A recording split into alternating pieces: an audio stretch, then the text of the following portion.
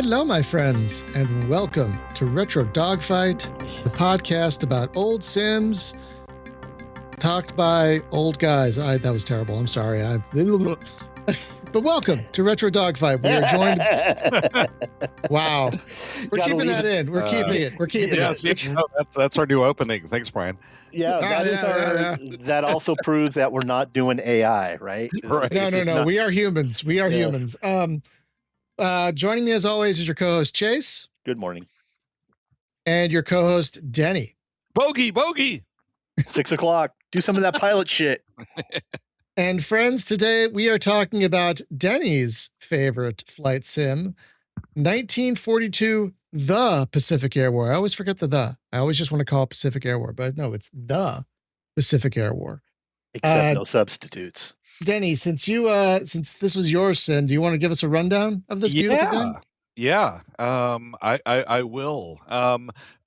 This is just like meeting that person you thought was so amazing in high school again, like 20 years later, and then you're like viewing them from a different lens. This is such an amazing flight simulator. It is a flight simulator. It captures my favorite era of aviation, which is carrier battles in prop planes, which are just so cool and fun. And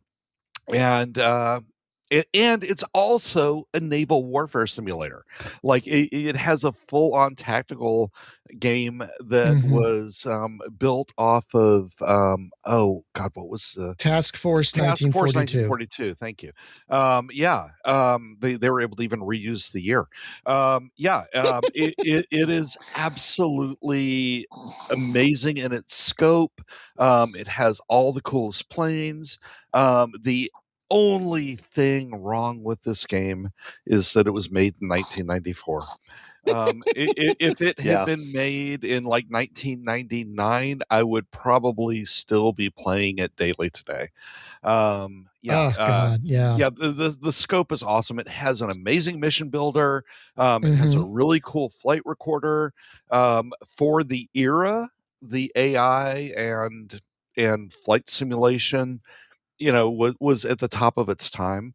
But unfortunately, it predates 3D cards, and it was from an era when the screen resolution was 320 by 200 pixels. And that just has such a negative effect on the combat, and takes this into a nostalgia thing versus I'm re-experiencing something awesome as it was the first time, sadly. See, I felt like I was re-experiencing it for the first time. I hadn't played it in a while. I played it a lot back in the day, but I hadn't played it in a while.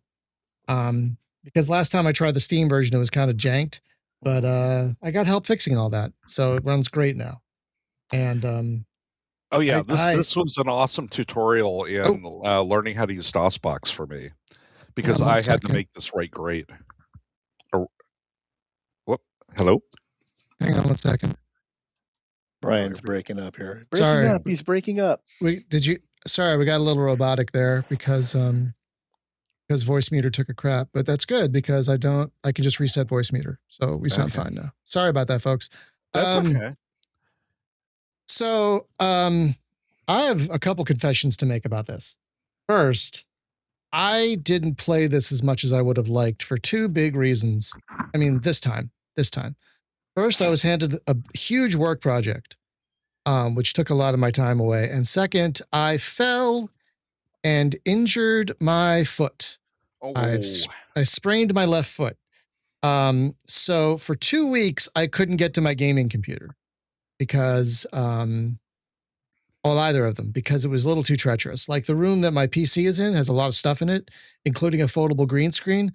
Not the best room to maneuver in with crutches. Oh. And my laptop let's just say my laptop needs to stay where it is because of the joystick and everything. So I had to elevate and ice my foot for a while. So I didn't have access to a PC for 2 weeks. So I didn't get to play this as much as I did, as I would have liked, as I do for other shows. So I apologize for that. I have another confession. Made up for you, Brian. Oh, good. I have another confession. I Yeah. think this is my first real prop sim. Like, because I was only interested in jets and helicopters until I read a review in a magazine about the gold edition of this. It might have been Computer Gaming World. It might have been PC Gamer. I don't remember. But I read a review of this and they just gushed about how much content it has, the Admiral mode. And I was like, okay, I'll give that a shot. And this is the sim that got me into prop sims, is this one. That makes sense. Well, at least your first girl was a pretty one. I mean, oh my God. Let's talk about that, because first, friends, if you're unaware of this game, it shipped, and I have the strategy guide here. It's an amazing strategy guide, by the way, if you can find a copy. It's written by the same guy who wrote the manual. And in the designer notes, they said they created 400 missions for the game. 300 were based on actual historical data, and 100 were like training and hypotheticals and stuff. Now, that's just the base game. The expansion, which you get if you buy it on Steam or GOG, adds 300 more missions. That's for single player. 200 missions for multiplayer. So this game has not, if you do that count, like 900 missions. It's I don't think there's another sim that by default comes with this much content. I think only maybe Secret Weapons of the Luftwaffe might come close. Like, I don't think there's another sim. I would say the whole Jane's Fighter anthology is another here have. Yeah, back in the day, Brian, there were so many that like really overdid the mission. I think it's awesome. I remember Air Warrior, the box version. Oh, right. Having that just had a lot. cubic buttload of missions too. But this has like almost 1,000 out the gate. Oh yeah, and they're good. They're good. The first thing I did when I went back in because of memories was go in and fly the mission where you're in P-38s and you're trying to shoot down Admiral Yamamoto. That's such a good mission. That's such a good mission. And it's based like where you're flying, and it's like based on the real thing. It's a trip in that just you do get the expansion with all the distros out there, but yeah, I mean you're going everything from doomed missions at Midway, like playing the torpedo bombers if you want to feel the existential crush of Torpedo 8. Those guys. Man. I have a book on them, and I love the book. It focuses strictly on Waldron, Commander Waldron, and Torpedo. Oh, wow. You can just you can just feel we're gonna go a do or die, right? You're probably gonna die, but you're so professional. You're gonna do it. You've got from that. You've got, I would call, going to the other side of the Pacific. You've got what I would just call kind of day-to-day operations where you're flying over the Guineas, over the tall mountains of the Guineas, and then swooping down, on one of the Japanese bases. You've got, strikes. You've got other carrier strikes. It's all here, folks. If you are a Pacific Air, well, there you go, World War II Pacific Air War enthusiast, but you also like the Army side of it, right? Because that's kind of an unsung. The P-38s and the P-39s and the P-40s, doing the grunt work over the New Guineas with MacArthur. It's all there. It is all there. So anything that you like to fly, and then if you're a Japanese aircraft enthusiast, you've got the Tojos, you've got the Oscars, you've got the Tonys, and of course the greatest. My beloved plane of all time, the Zero. Yes. My beloved. That flammable little kite that outturns everything, can't outrun anything, and explodes. But I love that thing. And if you ever feel like you're having a bad day, just load up this sim and fly a mission in a TBD Devastator. Because no matter how bad your day is, it's not as bad as those poor guys. Oh, right? That's what I'm saying. What You a are horrible airplane. the existential crisis of flying a Devastator. It's like I am. They didn't. One of the things did they? I don't think they did. And again, because it's just like I'm not in the mood to lose. Do you guys remember? Can you fly Buffaloes? No, Okay. sadly. I don't think Buffaloes and Vindicators, the cast-offs that the Marines flew from Midway during the Midway battle. But you do get Avengers. You do get Avengers. Yeah, the Wildcat is the is the earliest plane that you get in here. But yeah, the spread of planes too, and this is awesome. And they actually for the day did a really good job of simulating the differences between them. Just given that this is a 1994, we're running this on 486s if you're rich. So the technology was really limited, but you had a Wildcat, you had a Hellcat, you had a Corsair, and they flew differently. They really did a good job of capturing the differences between the planes. You have to fly, if you're flying on the Japanese side, the Zero has the maneuverability that made flying it completely different than what you had to do in a Corsair or a Hellcat. They did a brilliant job, given the limitations. One thing that I think it has been kind of a downside of just about all sims, including Up to Date, is taking a look at it. The Japanese, basically, their idea of a fighter plane and their planes were essentially World War I V2, right? Super maneuverable, long-legged, a turn and burn fighter, right? The problem is that turn and burning is suicide, which is why the Wildcats managed to actually manage to survive out there, because they quickly learned that teamwork, things like the Thatch Weave, having your flight, and that is what's really hard to get in these sims, is when you are you're like in a Wildcat, which is a clunker. Wildcat's a POS, except that it can take damage, and when it doesn't reflect the man inside the machine, there's really no way to coordinate a Thatch Weave with your AI buddies to do the actual things that early war American aircrew had to do to survive.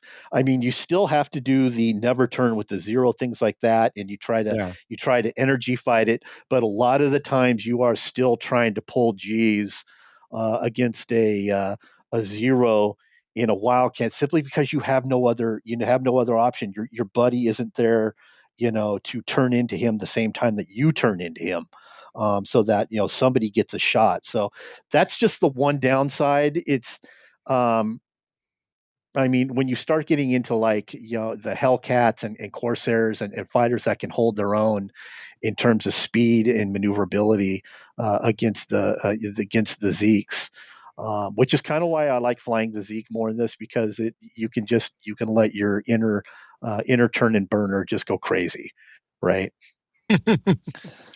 Yeah, and talking about the teamwork and stuff too. Frustrating. When I was playing this, I kept wanting to scream for my wingmen to come help me, and there's not a way to do that. They will yell at you. They will tell you there's a bogey on their 6 and they need help, or when they catch damage, but they're not there for you. They're very self-absorbed.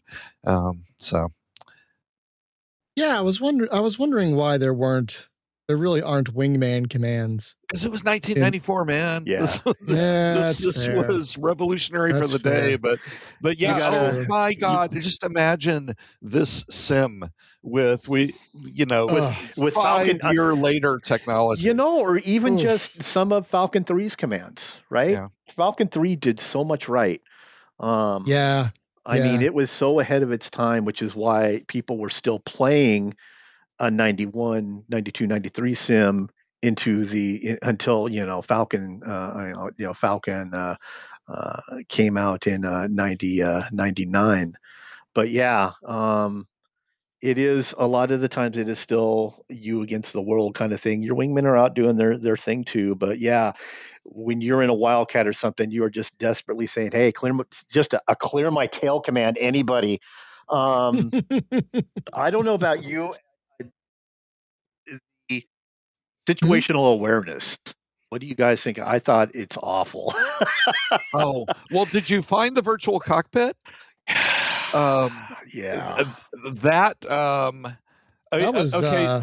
That was a revelation for its time, wasn't it? That was and it's funny that it wasn't the default. Yes. Because why not? Because, it should have been. Yeah, it should have been. I didn't have time to research how many sims had done a virtual cockpit before this. Not it's many. funny. I found my Falcon. 1994 review of this, and and I didn't even mention that. Which going into it now, like it made such an amazing difference because I started playing it because you don't go back to the manual or the key things. You get the game running and you dive in. And so I'm dealing with the horrible, horrible view system, which is, front, left, right, and two different back views. And that's it. I would like to also mention sorry to cut you off, Danny, but it's a pet peeve of mine, how it starts you at the looking into the cockpit view. Oh God! I can only see the instrument panel. You have to press. You have to press Shift I to look out. And I remember that. It's back in the day. I had a CH stick, and its DOS macro program that would let you map the hat buttons to key presses. That made it tolerable.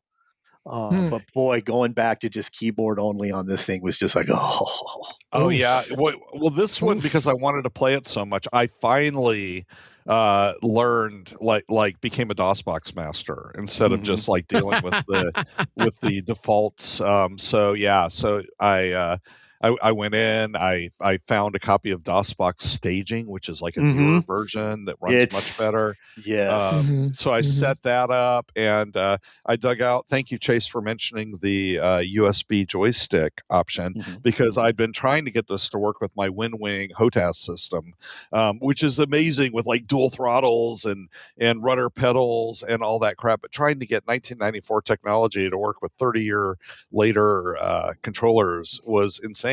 But I had sitting in my closet gathering dust a Thrustmaster Airbus joystick, which is it's like their T1600 stick, but re-rigged to be an airliner stick. But it has the twist, it has the throttle, and it's all on one USB device, which if you're going back to play this, that's my tip to you. Find one USB device that does as many axes as you can and configure that $30-$40 Logitech stick. That's the one I use.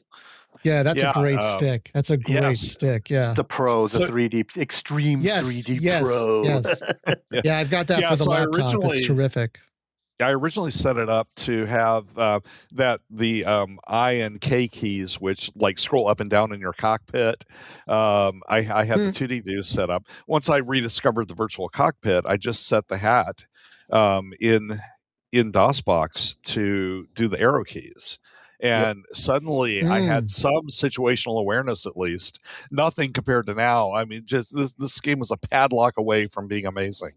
It's so hard to track. Yeah, like Falcon 3, going back to that, had still, I think, one of the best padlock views in any flight sim.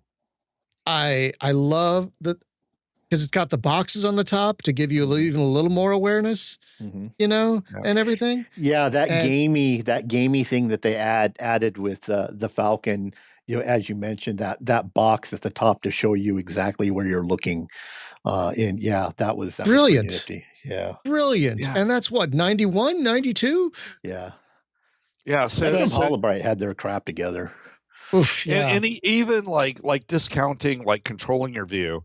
The other frustration I had with this just amazing sim was the screen resolution.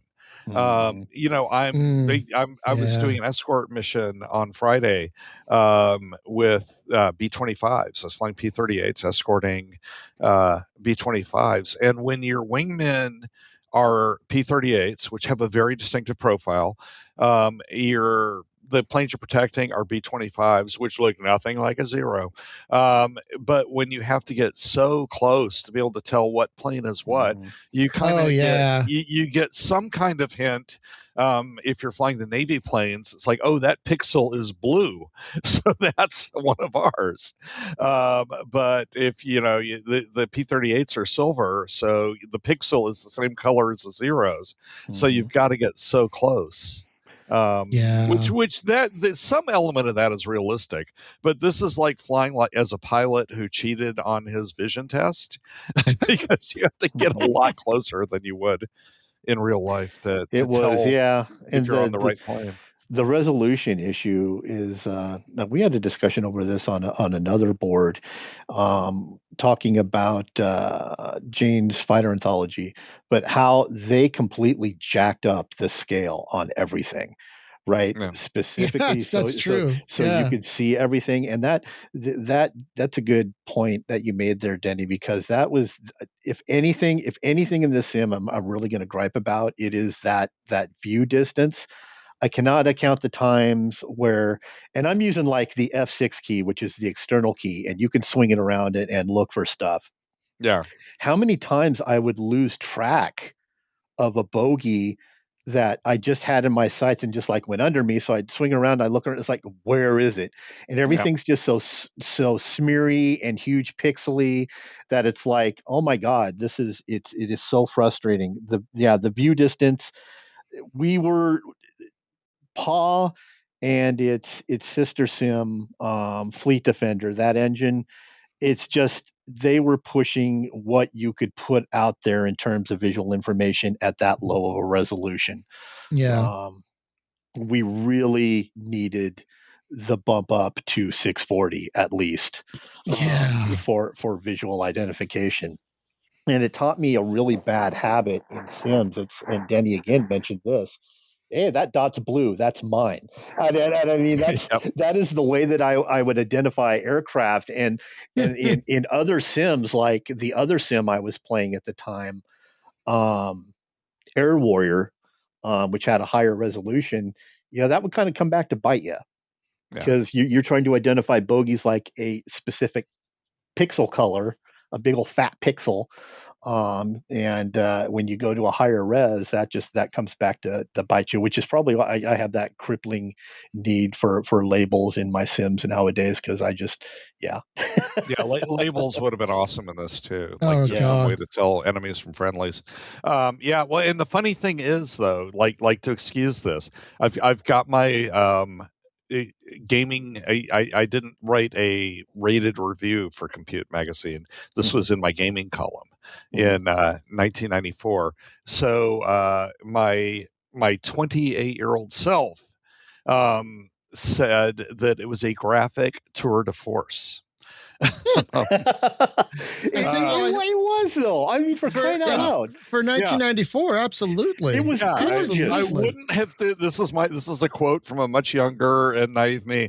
I wouldn't have thought it possible, but the graphics in Pacific Air War are actually better than those of F-14 Fleet Defender. Every plane is texture mapped in exquisite detail, and there's not a polygon in sight. You can even, and this is where the standards were then. You can even see individual struts on the complex landing gear of the Grumman Wildcat.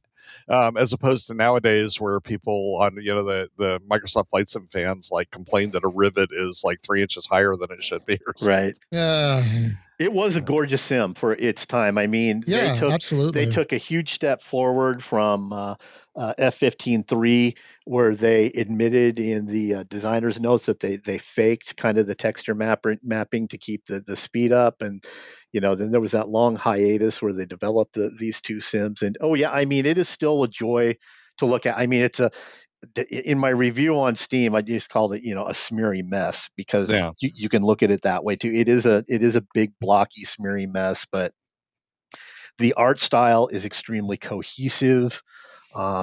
There's no jarring, level of detail on one thing as compared to another. It is very much an early. I'll say it. It's a work of art in terms of early Sims. There's a really art feel Agreed. to this. Agreed. The color palette isn't insane. It's kind of muted and realistic, and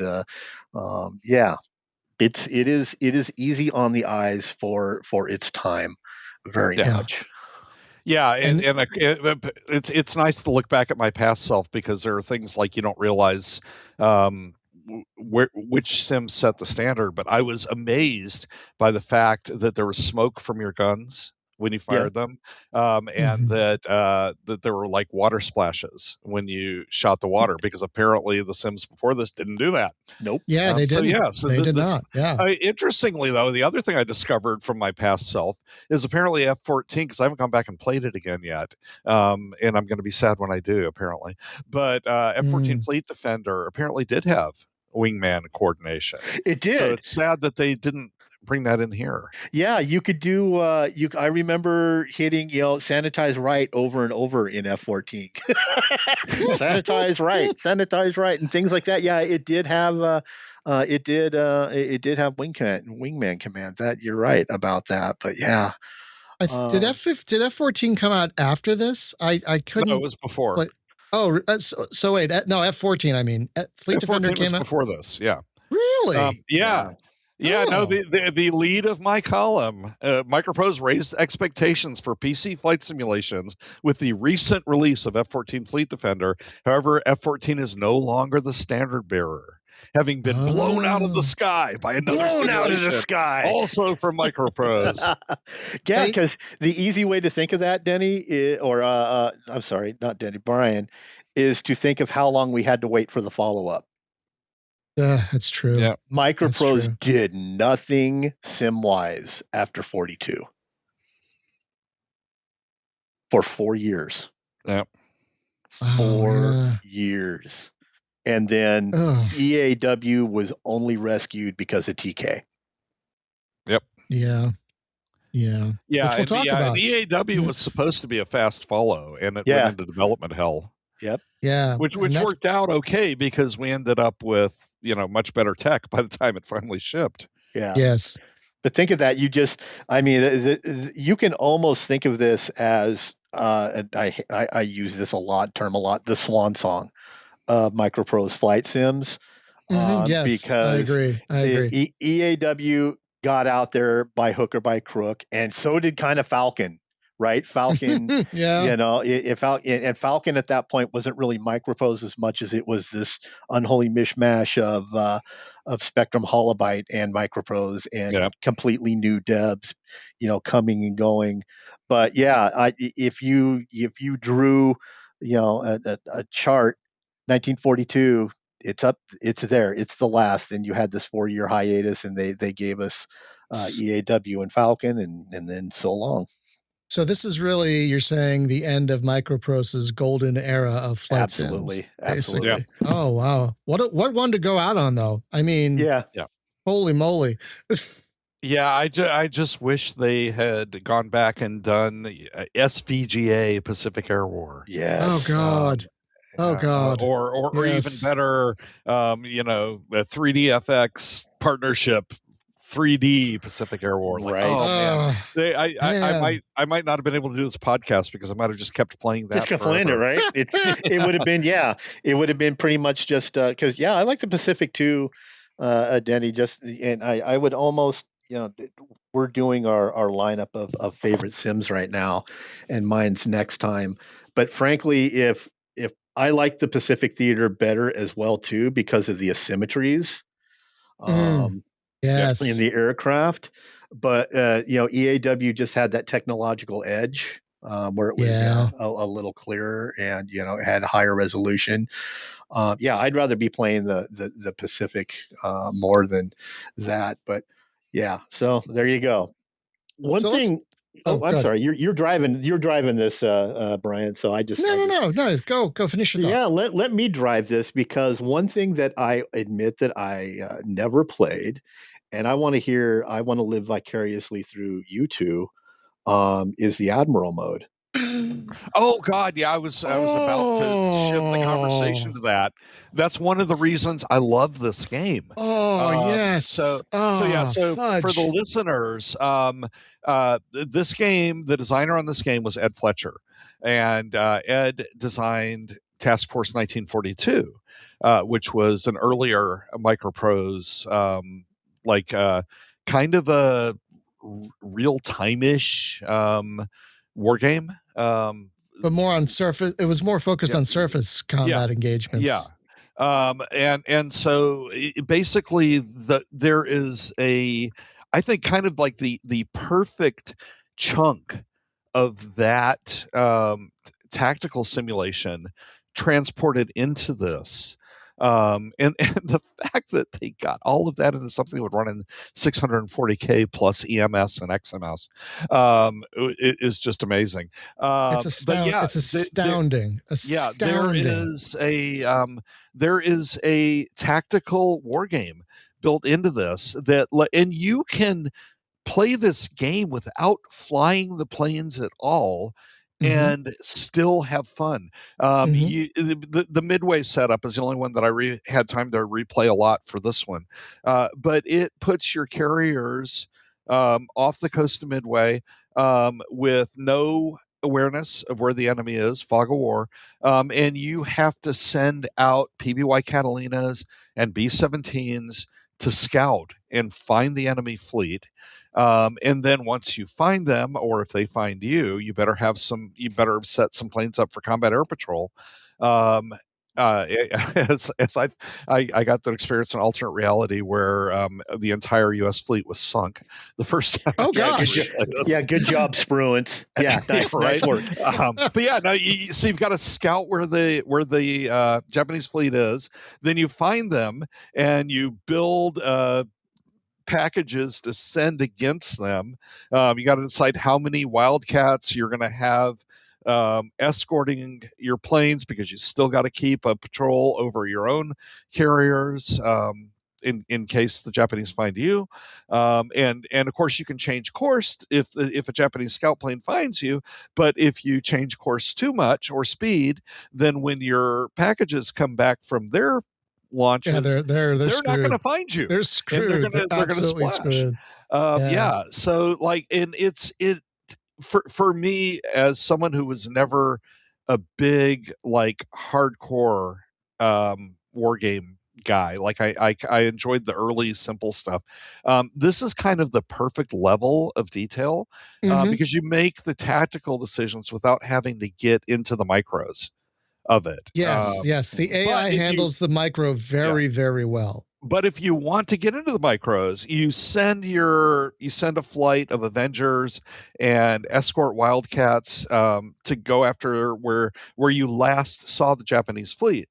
And if you find them, you can hop into the plane and then actually bomb them yourself or torpedo them. In the case of Avengers, I like the Dauntless way better than I do the Avenger, because the Avenger you have to like fly low, slow, because the torpedoes wouldn't work if you were going too fast, and while you're being shot at, it's not a happy experience. Whereas the Dauntless dive bombers, you just come in really high, point your plane down, make sure your speed breaks out. I love dive bombing in this game. Just a side note, I love dive bombing in this game. I love it. Yeah, so one of my favorite things. That you play this tactical game. You can go in, fly the actual mission if you want, or you can just stay at the tactical level and do the whole thing by commanding pixels. The other nice thing in this is in the other missions too, but if you are flying a Dauntless and you get shot out the sky on your dive bombing run, hit F8 and you're in one of the other Dauntlesses. The fact that this is one of those flight sim features that that was common and went away for a while. But you could just jump to other planes in your squadron if you got shot in the admiral mode. damaged. I don't think you can do that in career mode when you're playing an individual pilot. But I think in the admiral mode, single missions, maybe not career mode.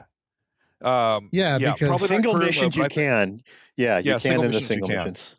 Yeah, I'm not sure about career mode. As I was relearning how to fly the planes, I used that capability a couple times. The tactical element of this is just super fun, and I think it's one of the reasons that I love this so much too. Was like just trying to figure out like what's the best approach, and like having to manage like how many planes do I send out and how many do I keep in reserve, and then as the battle goes on and your air wings start to get depleted, and like how can you get out of it? It's a blast. It's weird. It's weird too because that I never played that because one of my first computer war games back in the Commodore days was Carriers at War, so which was strictly it wasn't 3D, it was obviously, but it was the same tasks and duties, and it was a war game. But I don't know, for some reason I just never got into 1942's. You should. I think I am going to go back. And folks, it's good. Just to let you know the level of effort that I put into this thing. I don't. Some of you may be looking at the boards, but I have run this. I have run this game from the Steam distribution because I wanted to see which one ran the best. I've run it from the Steam distribution, ran it from the Exodus. I built Denny mentioned this version of DOSBox earlier, the staging version, which is just tray awesome. And I even built an 86 box Pentium 90 machine. And loaded it up with DOS 522, all the drivers, all the memory nonsense, and ran it there as well, just to see which one would run the best. I like staging the best, just because, as I told you, Brian, is when you launch it, all of its settings is, first of all, it is set so that the frame rate and the timing rate of the DOS box is 70 hertz, which is the old native, which does improve on some fussy sims that don't like to, where the cycles. I've been told about that. Yes, I've been told about that. The cycles don't matter. In terms of, no matter, even if you have the perfect cycles for the frame rate, the underlying stuff is still weird. But it gives you right out of the configuration, it gives you centered true aspect. It gives you a nifty CRT shader thing. So it looks great. It looks great. So I put a lot of effort on getting this thing just to run the way that I wanted it to, and I'll probably go back and I will be spending more time with this thing because it's wonderful. Oh my God, playing it on a modern PC, the frame rate in DOSBox was just silky smooth, muddy pixels. Like, oh wow, it was like having like a 686 or something back in the day. So I'm going to be honest. 95% of my time playing this game has been Admiral mode. I dabbled in with single missions here and there, but most of the time I would set up my fleets, and then there's a fight. I'm going to jump in, I'm going to do the fight, jump back out to Admiral mode, find the next fight, jump back in. It's so unique among flight sims, this Admiral mode. It's its own version of a dynamic campaign because you can also have randomized positioning, so they're not always historical. And so things can always go south. Things can always go differently. And that's why I always stuck with it. But this time, because I'd spent so much time in Admiral mode, I never played the career mode until this time. Because I'm like, why would I do that if I have Admiral mode? So I gave career mode a try, which I had never done before. And I have to say, it's really impressive because you can make multiple characters that fly different planes, and they each have their own campaign. So if you want to fly a bomber today, you pick Jack. If you want to fly a fighter today, you pick Bill. And you could just do these separate campaigns that focus on one plane. and the missions are really good because they're not random, they're custom. And so the career game was great. So I really liked it. And oh God. Can you guys still hear me? Yeah, we we hear you. Yeah. Yep. Okay, my screensaver just went on. Oh. Sorry. Come on, buddy. Come on, buddy. Oh my gosh. Hang on. But yeah, I was really, really happy with the career mode. Like, friends, this game has so many ways to play it. It's got a mission editor, so you can make your own missions if you want. Oh, and it's so good and it's so easy to use. It's such a good. I don't even like usually making missions, but this mission editor is excellent. Absolutely excellent. But you also have hundreds of missions for both sides, single missions. And then you have the career mode, which has a lot of missions, and then you have the Admiral mode, which is, again, its own like randomized dynamic campaign thing. So you could literally play this for years. It's a desert island sim, yeah. Yeah, and if you have an old Haze sitting in your closet somewhere, it's got modem play.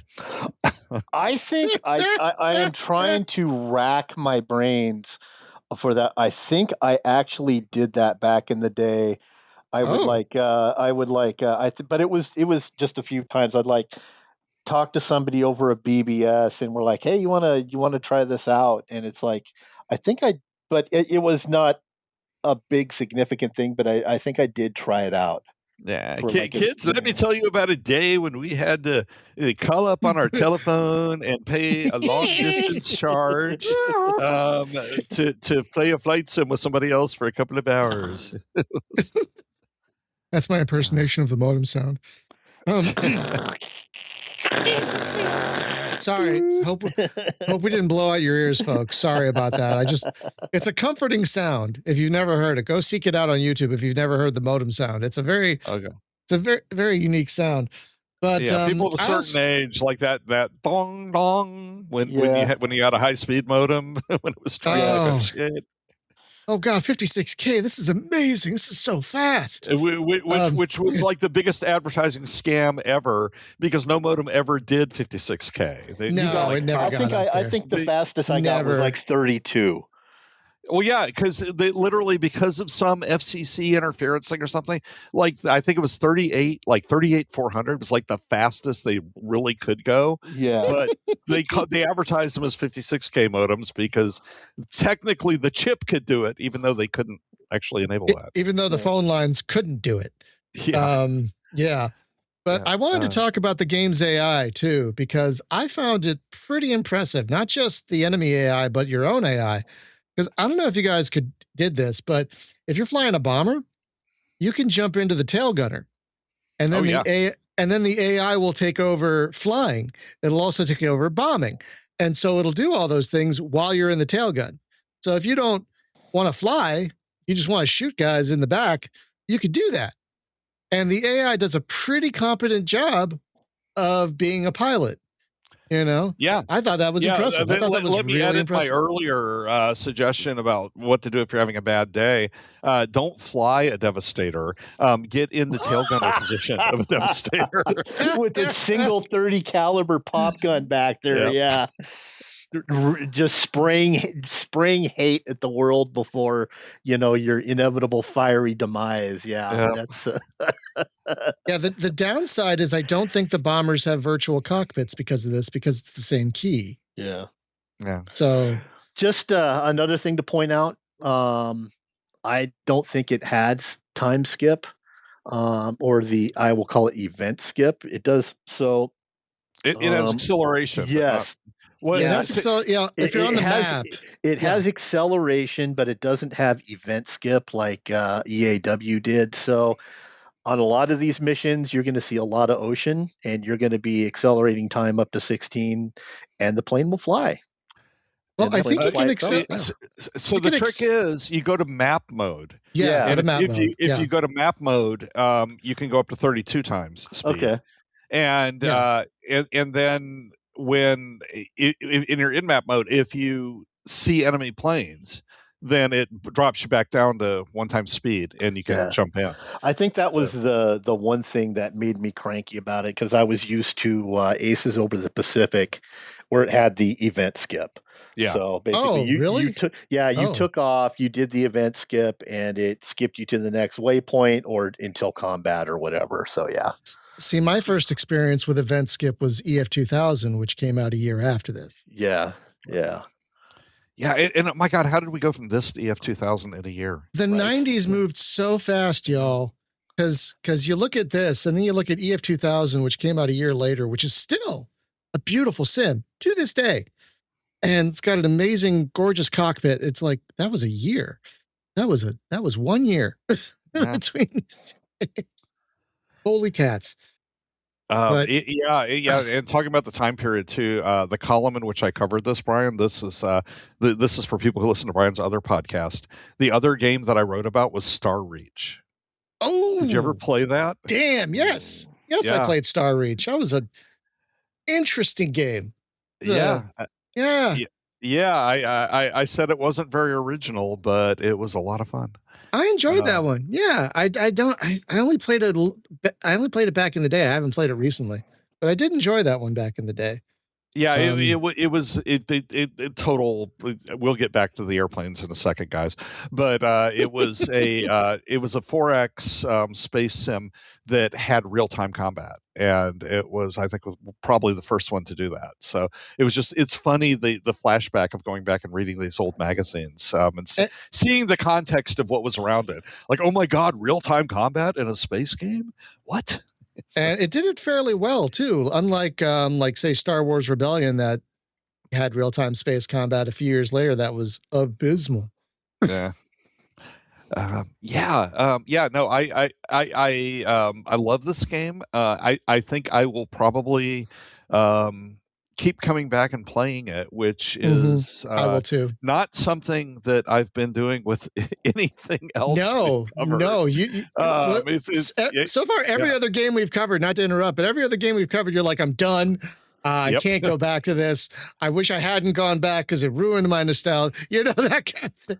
But this is, I think, the first time you've said that, I think. Yeah. And even though the flight stuff is kind of frustrating because of the limitations of the primitive engine, the tactical mode, the fact that it's running at 320 by 200 and with simple, the simplicity of it, I think makes it more fun to play than something that somehow has the general making the decisions that the soldier on the field would make, like the micro detail of modern war games. it's at the right level. And I had so much fun.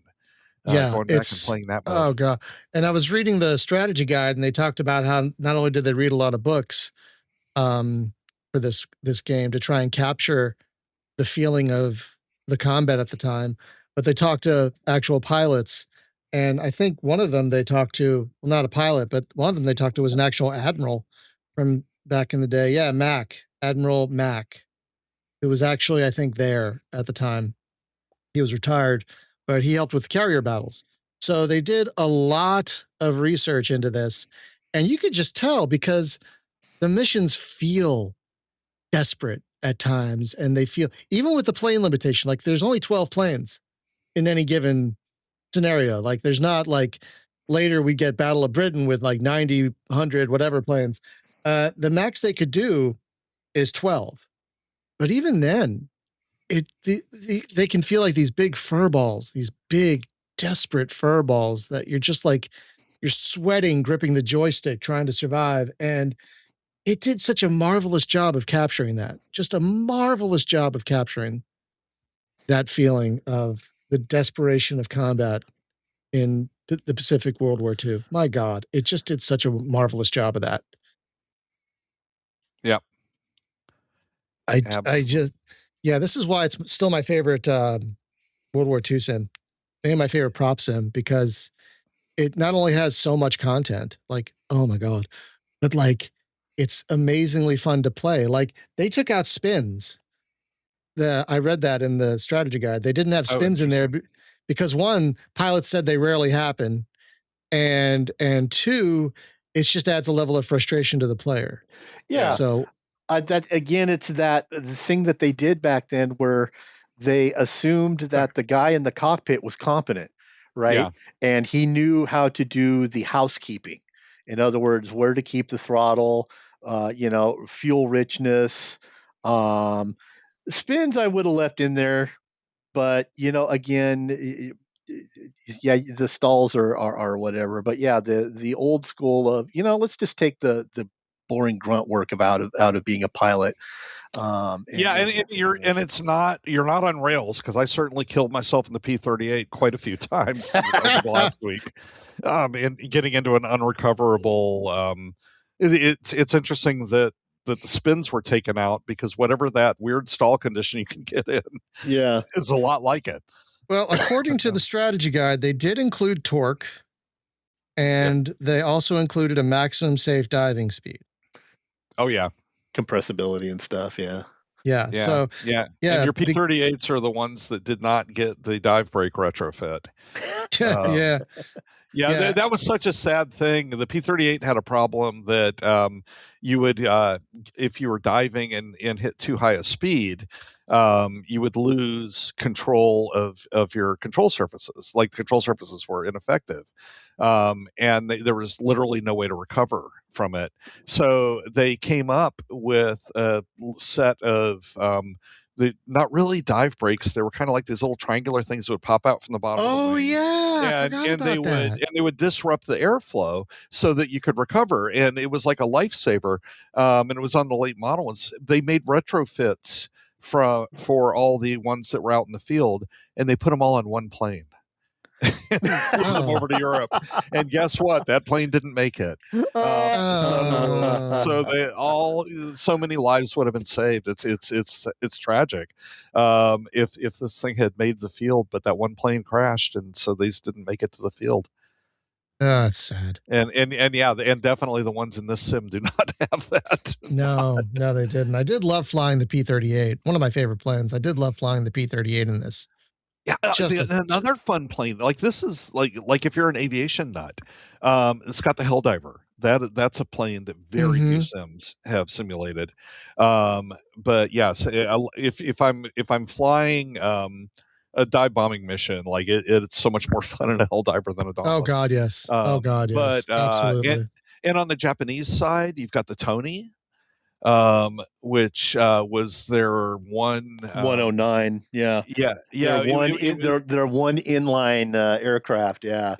Liquid cooled, so it's really sleek looking, and that's one that most sims have ignored. So it's got an amazingly cool selection of things to fly in the sim too. Yeah, and they talk about in the strategy guide. I know I keep bringing it up, but it's got designer notes in the back of it that were fun to read. Yeah, and they talk about. And they talk about trying to get a mix of planes that would be fun, and playable, and give them the most flexibility. The Buffalo's not in there. Yeah, right. It's like, who wants to fly? No one wants to fly a Dyna. Nobody wants to fly a Buffalo or a Vindicator. But yeah. And I think they did with especially the mission design. I think they really conveyed just how tough this theater was, how desperate it could feel, how just what a crapshoot it could feel like sometimes, because my God, some of the missions I played, like, I either didn't survive or barely survived, because my God. I should have gone back and played. Is there a campaign for the Cactus Air Force on the early days of Guadalcanal, where basically you were flying just absolutely beating up Wildcats? Do you know that is there a campaign for that? I mean, there's so many missions. I don't know. I have my DOS box up on my PC right now while we're doing this. Yeah, you had asked, you'd mentioned that the virtual cockpit wasn't there on the bombers, so I was confirming that. And if you hit virtual cockpit, you end up in the gunner position, which is a nice 3D representation. And then while you were talking, I discovered that you can shoot your fellow Helldivers, and it's kind of interesting, like seeing them smoke and like peel off, and it's all very realistic. Denny's gone nuts. Danny's turning Uh, Japanese. I don't think so. That song was about something else, man. Yes, it is. Yeah, Yes, let's not mention what it's about. Let's see. Career path 1 for the Navy. Are you talking about the Navy or the Army?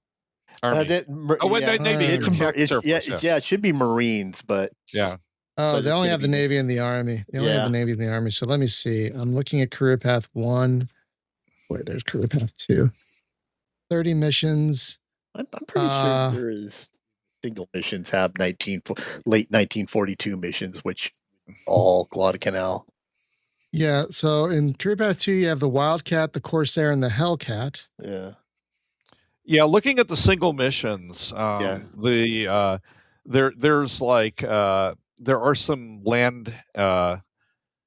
land-based Navy ones, Wildcat missions. Like Henderson's Wildcat. There you go. There's Zeros. there you go. And talking about what Brian was going back to, the desperation there, man. That was some hard Scrabble stuff. They sent up the same old beat up Wildcats day after day, and I think I mean that's what's also kind of cool about the Pacific Theater. You've got these big, orchestrated, just massive standout naval battles, but then people also tend to forget that down in New Guinea and stuff, and in the Solomons, it's like, Jesus, these guys flew day after day after day, just grinding it out.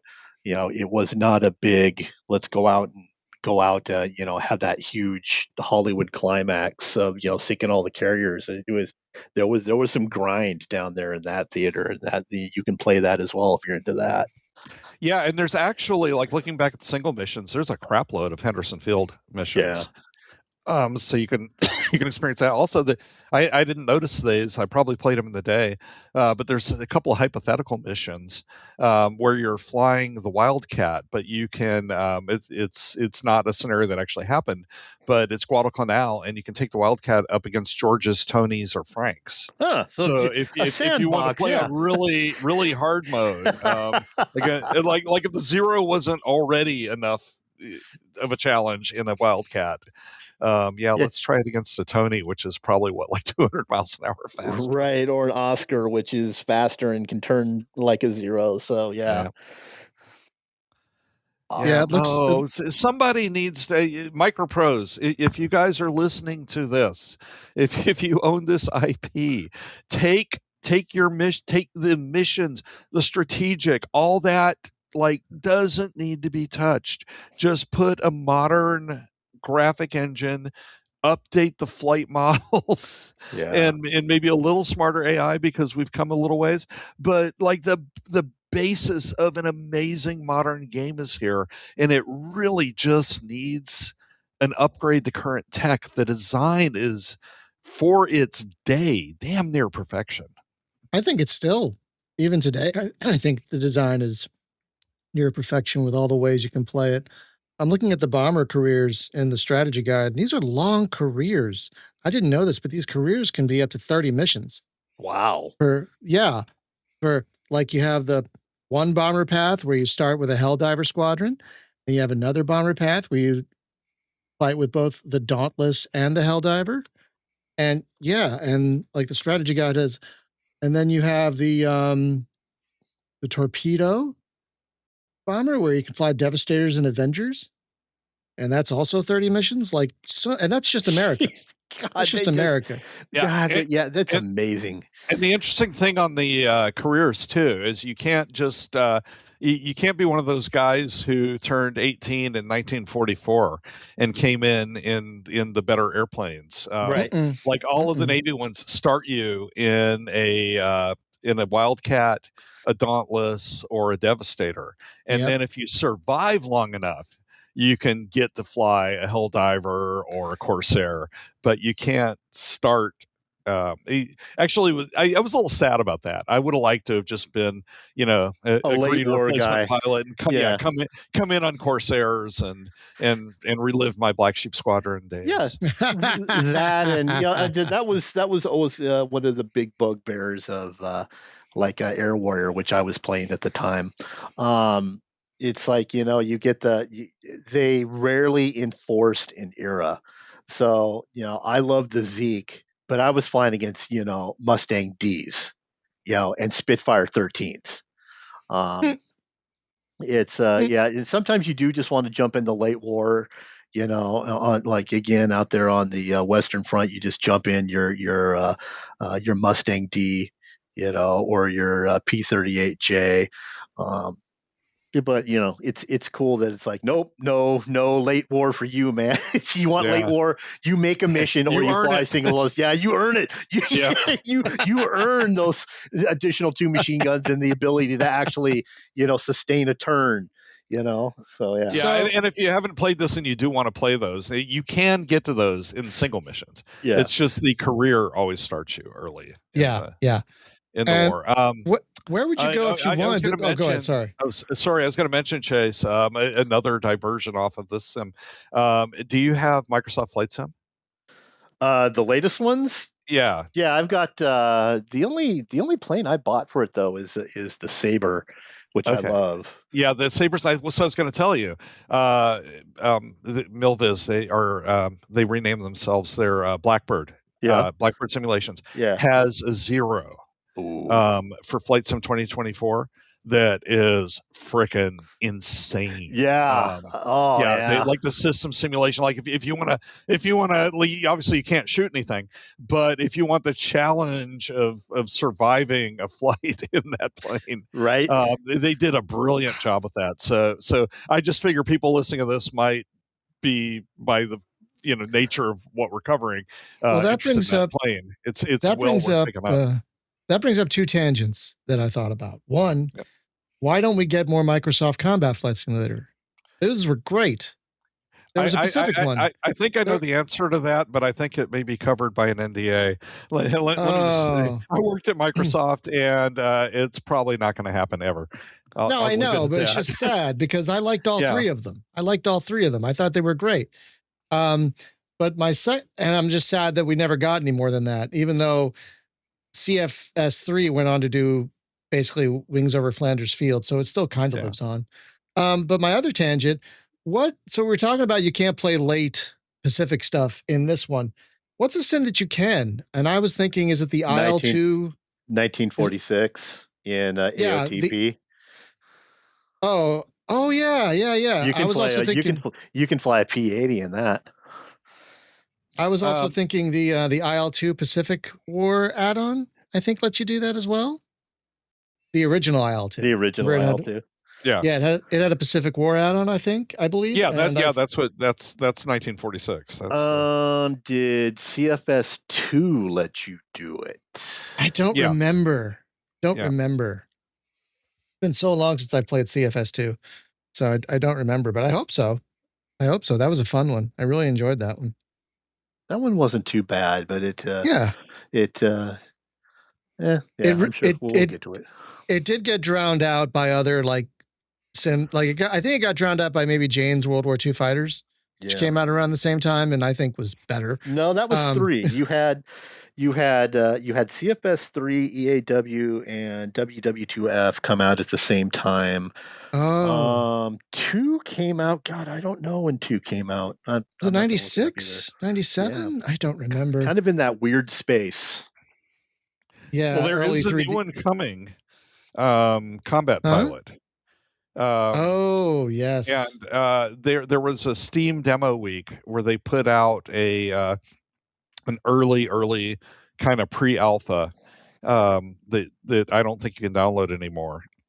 But it was just like, here's a little teaser where you could fly the Wildcat, and I tried it, and it just was not far enough along to really get a feel for it. I kept crashing, but it wasn't my flying skills. It was not being able to configure my controls properly, and that kind of thing. But it is a Battle of Midway era carriers. I don't know if you can fly from both sides or just America, but it's I think it's a Patreon right now they have.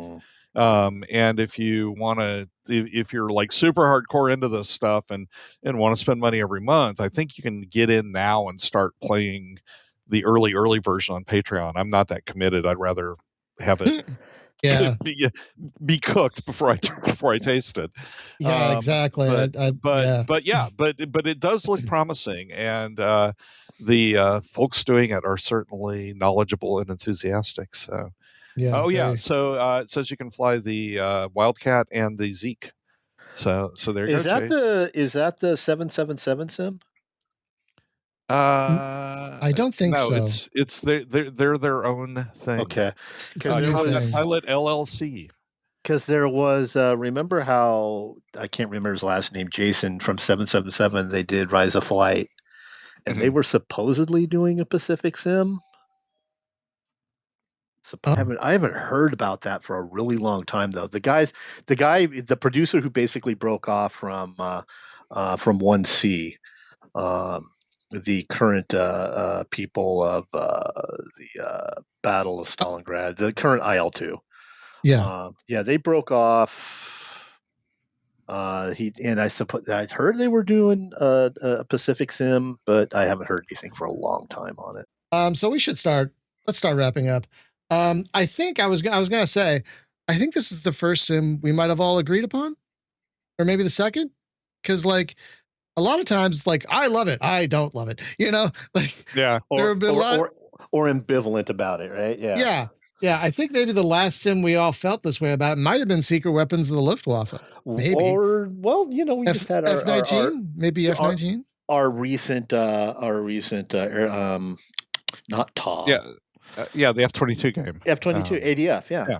That's right. Yeah. That's right. But of the older games that have not been massively upgraded, definitely. I think this is one that we all enjoyed.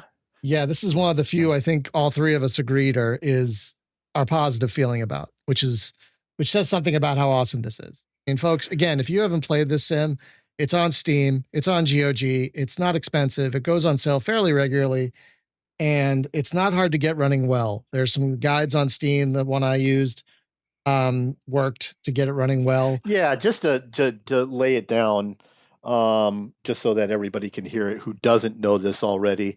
The sound drivers on the game are problematic under DOSBox. They are not under x86 box, but I won't go there because it's a pure DOS environment. There's essentially a third-party archive file called JEMM.exe, and there are posts on the Steam forums and on GOG as well, where you modify the DOSBox configuration and you dump that file in the same directory as the game to fix it. This is one of the really rare cases where, and if you don't, you get broken digital sound. But that is the only bugbear there is. If you can't find that Steam post or whatever, just come to the Discord. We'll point you in the right direction. It's a 5-minute fix.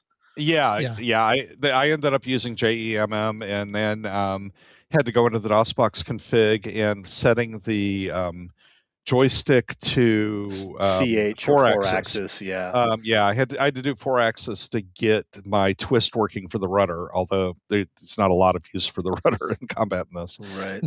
But with 4-axis, and then I went in and there's a control F1 in DOSBox staging that lets you map anything.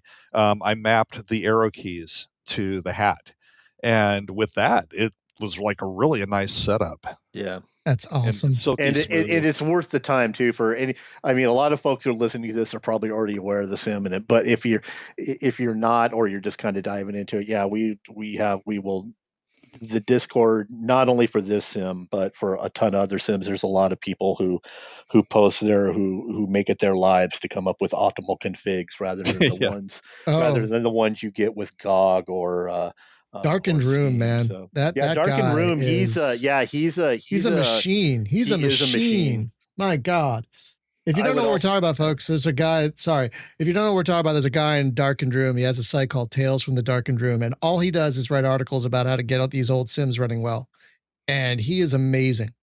Absolutely amazing. Yeah, pop on the Discord and look for those links, and that'll point you in the right direction. Pause worth it. It really is. Even more than nostalgia, just because we have never ever since then ever had anything as rich in the Pacific theater as this. Yeah. Nothing. There's nothing that covers the Pacific like this, especially with the Admiral mode. Oh my God. Can't gush enough about that. I think I'm going to go to Combat Pilots Forum and just start ranting that they all need to go play this before they ship their sim. Yeah, good idea. If your game doesn't have a tactical Admiral mode, what are you even doing? Why are you bothering? Right. So, friends, that's going to do it for Pacific Air War. Next month, we're playing Chase's favorite sim, which is another Micropro sim, and the sequel to this, European Air War, which came out in 98? 98, late 98. Yeah. And wow, there are a lot of stories about that one, which I can't wait to talk about and hear about, because that one has history, man. That one has, wow, that one seriously has history. So thank you so much for listening. We love doing this. We love talking about these old games, especially when they're good, like this one. You can tell because this episode has gone a little longer than some others. But yeah, thank you so much for listening. Don't forget, we do have a Discord. It's discord.retrodogfight.com. We're building a lovely community over there of other classic flight sim fans and new flight sim fans too. So thank you so much for listening, and don't forget to check your 6. We'll see you next time. Bye-bye, everybody.